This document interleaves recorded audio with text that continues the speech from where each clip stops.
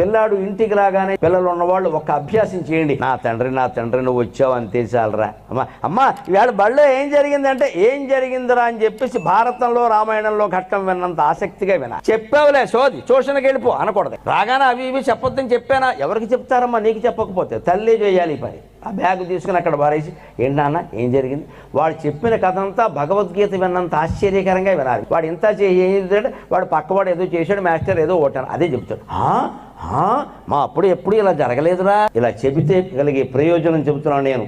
చిన్నప్పుడు వాడు చెప్పిందల్లా మనం వింటే వాడు పెద్దయ్యాక మనం చెప్పినట్టే వింటాడమ్మా, అనుమానం ఉంది. మా అమ్మ నేను ఏం చెబితే అది వింది, పెద్దయ్యాక అర్థమవుతుంది నేను చెప్పిందా సోది తప్పితే ఏం లేదని. అయినా మా అమ్మ ఓపికగా ఉంది. మా నాన్నగారు పెద్ద ఆఫీసర్, ఆయన కూడా ఒళ్ళో కూర్చోపెట్టుకుని దశరథ మహారాజు రాముడు కబుర్లు విన్నట్టుగా విన్నాడు. మా నాన్న ఎంత గొప్పవాడు అని ఆయన కూడా అలాగే ఉంటాడండి. ఎందుకంత అద్భుతమైన వ్యవస్థను మనం కోల్పోతున్నాం? దీనికి రూపాయి ఖర్చు లేదే.